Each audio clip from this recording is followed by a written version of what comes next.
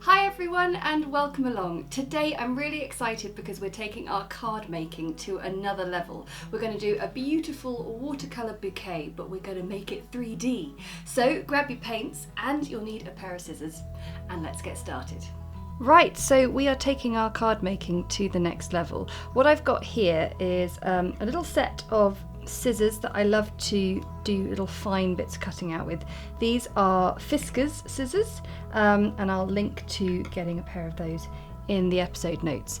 But the piece of paper I'm using, normal watercolour paper, because it's fantastic for card making, but what I've done is this is 10 inches by 7 inches, and when folded that means it makes a 5 by 7 inch card, which in the UK at least is a really standard sized card, which means you can very easily get an envelope for it. It's just a bit bigger than your standard size greetings card at A6, and I think that's important because we're going to do a fun design that just wants a little bit more space. So get yourself prepped with a piece of card this size, score down the centre, and then we'll get painting.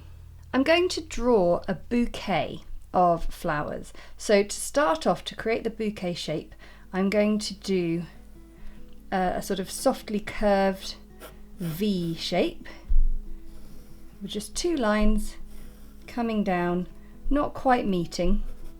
And then I'm going to mirror that with a slightly sort of squatter curved triangle. And what I'm going to do then is I want to create a lovely sort of wrap of a bouquet. So I just brought the sides down a bit further and then did almost like making a jacket lapels, I suppose. But this is going to be this bouquet shape with a sort of flapped out bit, so this is the wrap of paper that's going round. And what we're going to do now is we're going to paint in 1 or 2 flowers that are just going to stay on the card, and then what we're going to do is we're going to paint some on a separate bit of paper and we're going to cut those out. So first things first is I like to just give my pencil lines a bit of a rub with an eraser before I start, and that just means that they've got a really nice faint feel to them. And I think I'm going to use a nice yellow ochre to do almost like a Hessian style wrap, a nice rustic coloured wrap. And I always like to get some shadows mixed up as well, so we'll get some burnt sienna and I'll go for some French ultramarine blue today. Okay, so I've got my size 2 brush here, which is a nice size but nice bit of control. So what I'm going to do is I'm going to begin with this bottom section, and I'm just going to sort of paint really nice and dilute because we haven't sort of drawn anything in for the base right at the bottom yet, where the bouquet is going to sort of come together. And I'm going to fill this in so around the edges, nice and dilute. And then, cleaning off my brush, I'm just going to start to bring the colour inwards, which allows for a nice light centre. And I'm just going to put in a bit of shadow there and at the edges. And now I'm going to paint this section here because it doesn't touch the section we've just painted, and we're painting quite wet and we want these sections to dry on their own. Now you could paint this wrap any colour you like, but I've sort of got it in my head that I want to do a lovely sort of Hessian colour.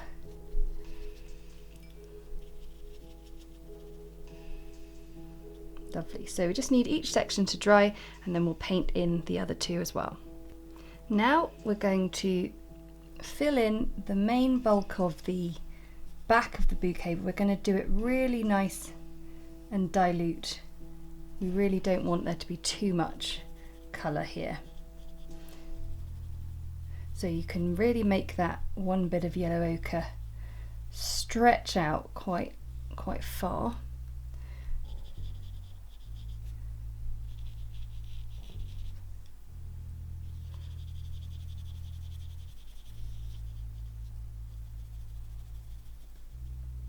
It's so important that your bouquet wrap is 100% dry before you do the next stage, because we're going to paint in 1 or 2 little bits of flowers and foliage onto the actual card before we paint some separate ones. So I've mixed up some eucalyptus tones here, got a mixture of Sap Green, then in here we've got some Cobalt Turquoise with Sap Green, some Burnt Sienna and Prussian Blue, and then some Payne's Grey and Burnt Sienna. And I'm just going to now have a nice time painting in some little eucalyptus shapes with my various brushes. And the idea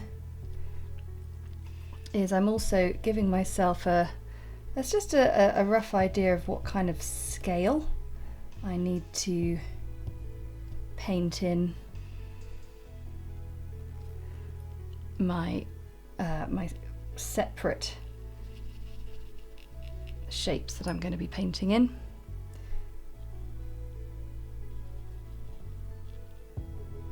And it also helps me fill up the page just a little bit more, so I don't have to rely 100% on my cut out 3D shapes.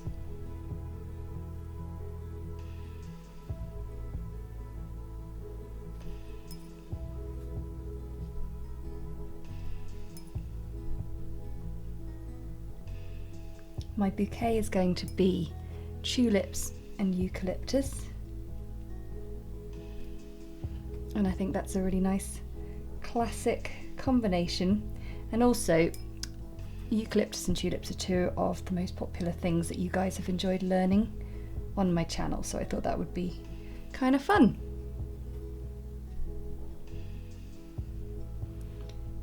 So we've got a lovely array of different types of eucalyptus, and essentially what is sort of really good about this is we're layering up, and so it was so important that we start with really nice light colours for the bouquet wrap, and then it allows us to do quite nice sort of strong colours, but they're not too strong for the eucalyptus. We're not being really concentrated with them, so we've still got leeway. So for this little eucalyptus type, I'm just doing with my size 4/10 brush little loopy stems and then some leaves, just by painting this loop of a teardrop and filling it in. And I think we're now in a really good place to be able to start the 3D element of our piece. So we need a separate piece of watercolour paper, and we're going to paint some tulips. This is a good time to change your water, and we've got a fresh piece of paper, and I'm going to paint in some tulips. Now, the tulip tutorial on my flowers and foliage playlist is the most popular video I have, and so hopefully you'll have seen that already, but if you haven't already, go and have a little look at the tulip tutorial and we can paint together. I've made a recent discovery that I love yellow ochre and permanent rose mixed together. They make a really beautiful blush colour. So what I'm going to do is I'm now going to fill this page with tulips that are going to be cut out and put into my bouquet. So I want to make sure I've got a real range of sort of directions of stems, and also whether they've got leaves on or not, whether those leaves are sort of flopping about. But what's lovely is the tulip is such a simple plant to paint. And the other thing is, you might be thinking, oh, but that's a really, really thin stem to cut out all on its own. Surely that's not going to work. Well, the beauty of this is we're going to be cutting everything out with just the tiniest bit of white space around the edge, which will just give it a really nice kind of, almost like a slightly cartoony feel. So don't worry too much about that. The other thing not to worry about too much is if that happens, you get a little bit of a blend.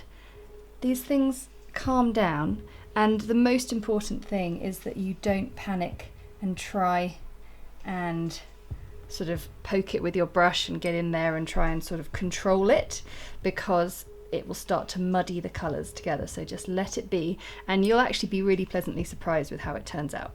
So I'm going to fill up my page with tulips, and then we'll be ready to cut them out. Once you've got a page full of tulips and they're dry, it's time to start cutting them out.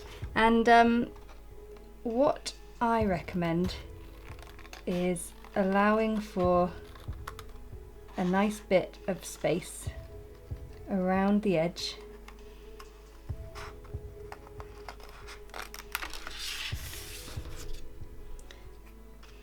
and also leaving as long a tail as possible on your tulip, because we need as much length as possible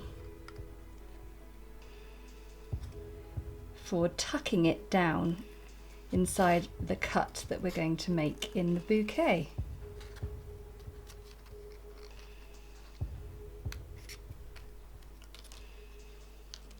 Now I've got everything cut out, so it's time to stick it in here. What I've also done is I've cut just along that line, not too far up, but it means I can now slot my flowers in. Oh, how fun is this? And play around with putting them about. That's why it's important to just have a little bit of extra length on the flower. Oh my god, how cool is this? Love it. Okay, so I'm going to arrange all of those in there, and then we'll fix them in place. Now they're all arranged and looking really fun, I have fixed them in place with a bit of sellotape. However, I think to make it look really neat, I'm going to place a piece of card over the top. So I've just got another bit of watercolour paper that's just a little bit smaller, and I've got one of these glue rollers which just allows me to neatly stick it over the top and gives us a really nice neat card. So the only thing left to do is to paint in the bottom. So I've just drawn in the sort of the base, a few stems, and then a little tag, which I think we could write something nice on there. So I'm just going to finish it off by doing yellow ochre underneath, done in exactly the same style. So a little bit of shadow, still got some of that here. And we can paint the stems in too. And then I'm just going to give the card just like the tiniest bit of shadow, just to make it stand out a little bit.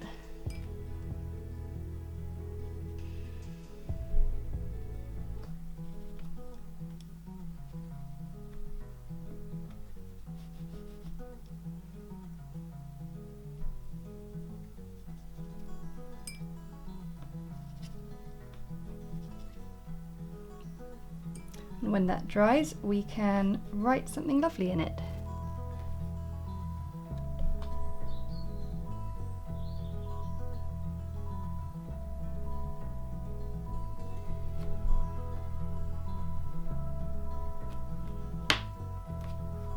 And there you go. What a special card for someone to receive. And of course you could write anything in that little tag there. Thanks so much for watching. I really enjoyed painting that with you. Thanks so much for watching. I love it when we can take our watercolour to the next level. I want to say a huge thank you to my patrons for their support, because that support enables us to keep creating videos like these that everyone can enjoy. And if you enjoyed it, then hit the like button and comment below to let me know how you're getting on. And of course, if you don't want to miss another video, all you need to do is hit the subscribe button and that little notification bell next to it. Okay, until next time, bye!